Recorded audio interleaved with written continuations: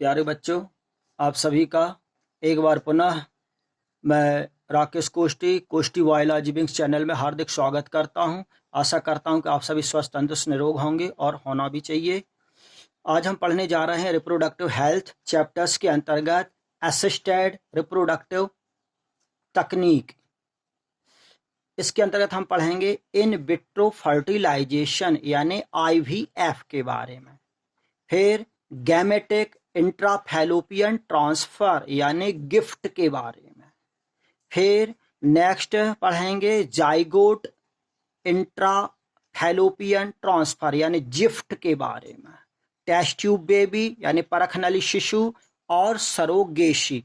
इन विधियों को हम डिटेल में पढ़ने जा रहे हैं।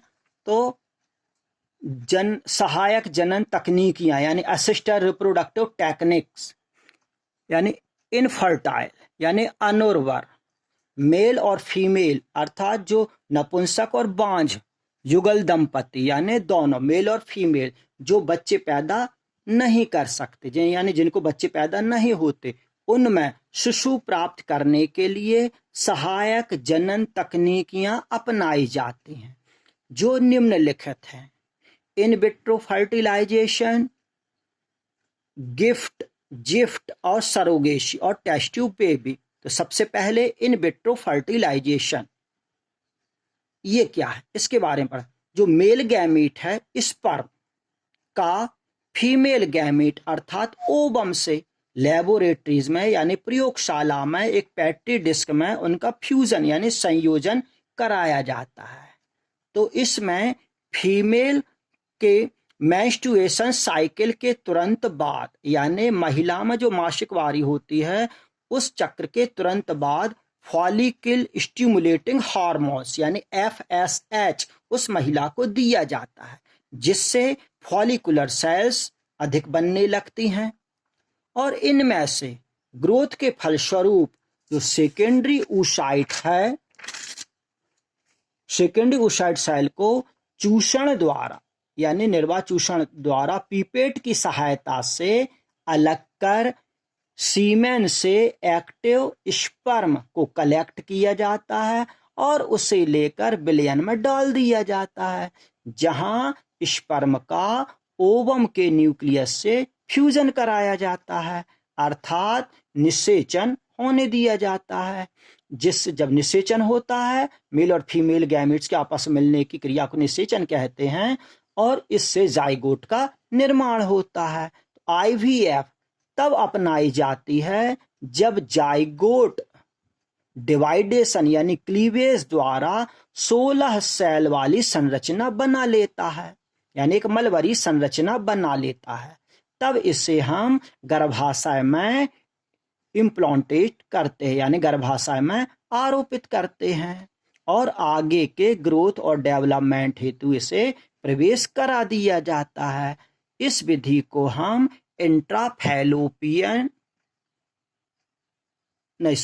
विट्रो फर्टिलाइजेशन कहते हैं।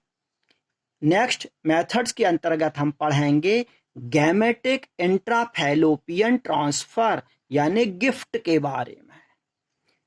यह भी प्रेगनेंसी की सामान्य प्रक्रिया है यानी गर्भावस्था की एक सामान्य प्रक्रिया है, जिसमें भावी मदर यानी माता की फैलोपियन ट्यूब में स्पर्म और सेकेंडरी oocyte यानी ओवम का संलयन कराया जाता है।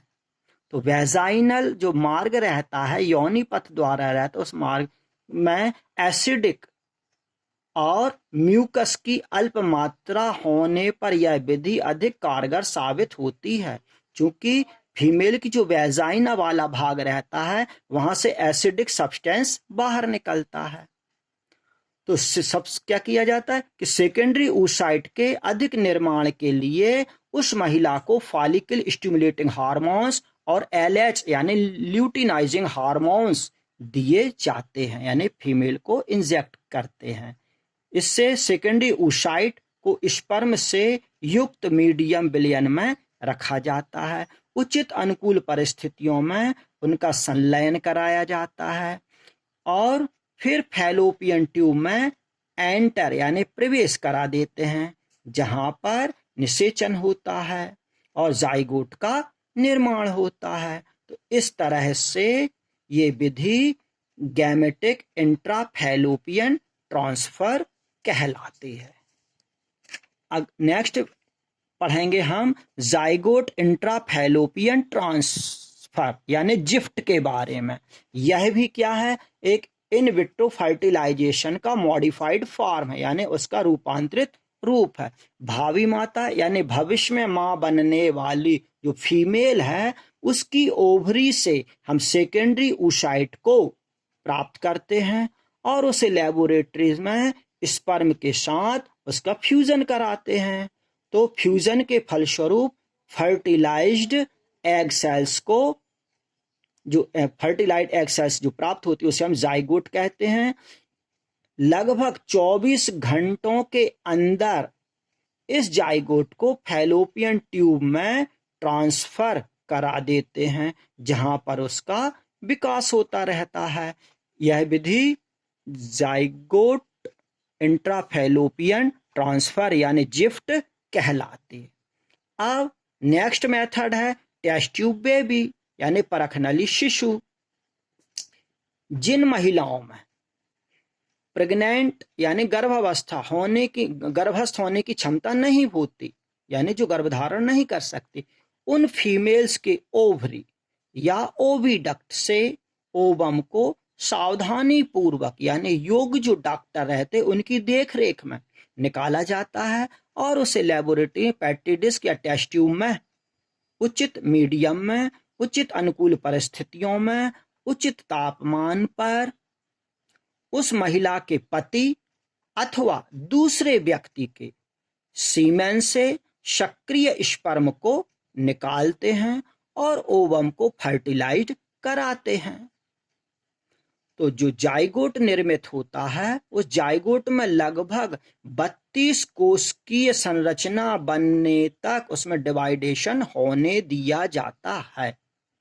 फिर उसे योग्य डॉक्टर की देखरेख में गर्भाशय में इम्प्लांटेड करा दिया जाता है, यानी उसे आरोपित कर दिया जाता है, जहां एम्ब्रियो यानी भ्रूण की ग्रोथ और डेवलपमेंट होती रहती है। इस तरह जो शिशु विकसित होता है उसे हम टेस्ट ट्यूब बेबी कहते हैं। नेक्स्ट मेथड है सरोगेसी यानी किराए की कोख और सरोगेट मदर यानी किराए की कोख वाली मां। सामान्यतः कोई भी फीमेल सही मायनों में तभी मां कहलाती है जब वो किसी बच्चे को जन्म देती है, और प्रायः जो माताएं बहनें हैं वो प्रेग्नेंट होती हैं, लेकिन कई बार ये कंडीशन बनती है उनमें किसी प्रकार कोई प्रॉब्लम होने पर वो गर्भधारण करने में असमर्थ होती हैं। तो सरोगेसी यह विधि उन फीमेल्स में अपनाई जाती है जिनमें बार बार एबॉर्शन यानी गर्भपात हो जाता है, या फिर जिनके यूट्रस यानी गर्भाशय में किसी प्रकार की कोई विकृति होती है, अर्थात गर्भाशय झिल्ली गर्भस्थ शिशु का वजन साधने में असमर्थ होती है, या फिर जो प्रसव पीड़ा को सहन करना नहीं चाहती, या फिर जो कामकाजी नौकरी पेशा वाली महिलाएं होती हैं वो गर्भधारण करने से हिचकिचाती हैं। ऐसी फीमेल्स के ओवम्स को निकालकर उसके पति या अन्य व्यक्ति के सीमेन से यानी वीर्य से स्पर्म को निकाला जाता है और उसका फ्यूजन कराते हैं।